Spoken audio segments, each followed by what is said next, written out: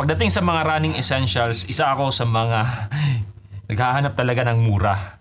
So may ibabahagi ako ngayon, yung isa, itong hawak-hawak ko ngayon, isa to sa mga nagpabagal sa akin kasi wala ako nito nung tumakbo ako ng 21K last month. Isa to sa talagang pinagsisisihan ko. So itong mga bagay-bagay na to, binili ko sila ng sarili kong pera. Hindi ko ito natanggap as free sample. So maaasahan nyo na wala itong halong bias. Talagang nagustuhan ko lang sila. Kaya ibabahagi ko sa inyo kung naghahanap din kayo ng murang mga running essentials. So ito, hindi naman talaga pang running lang. I think pwede to sa gym, pwede to sa panglakad.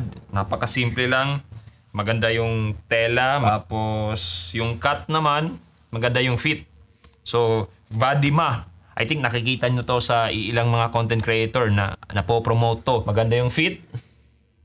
Large to for reference. 5'8 yung height ko and around 64 kilograms. So, yan. Maganda yung fit. So far, good enough for running.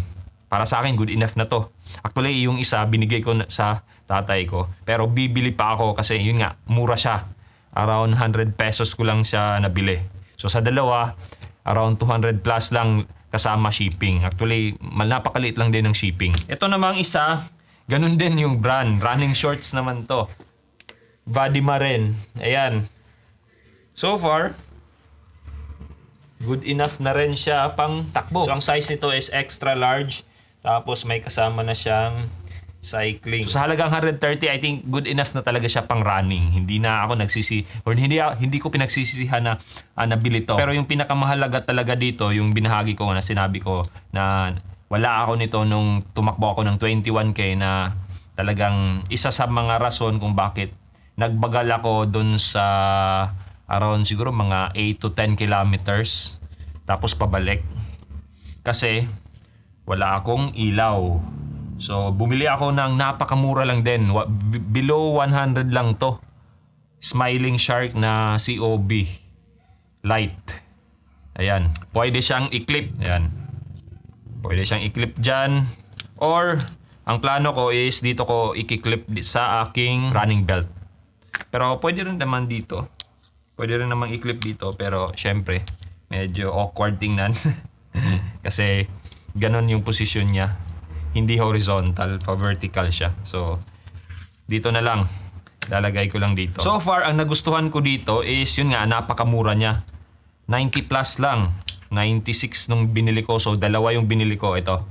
Tapos, ang lakas niya. Relatively malakas talaga.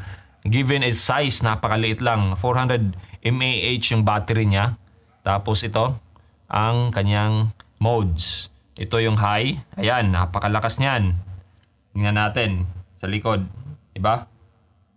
Tapos medium, tapos ito naman yung pinakamababa. Tapos kung gusto natin na flashing, 2 beses lang natin i-press. Ayan.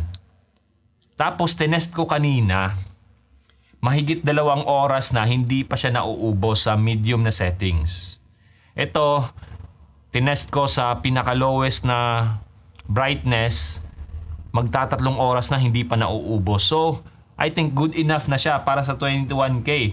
Dito kasi sa amin, may mga part talaga na sobrang dilim. Lalong-lalo na kung tumatakbo ka ng madaling araw kasi walang ilaw, walang street lights. So, ito talagang makakatulong to sa akin. Kaya nga, 2 yung binili ko. For 21K, I think good enough na to. Wala na akong kailangan pang iba. Kahit isa lang sa 21K.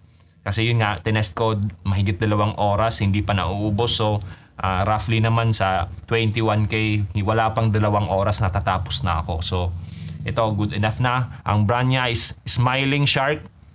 Tapos, isa pang kagandahan nito is USB Type-C siya. Yan, USB Type-C. Saka sobrang gaan niya, around 17 grams lang. Actually, meron pa siyang isang feature na hindi ko naman kailangan tuwing tumatakbo. Pero, I think, handy siya when it comes to yung mga emergencies. Kasi nadidikit mo siya, meron siyang magnet dito sa baba.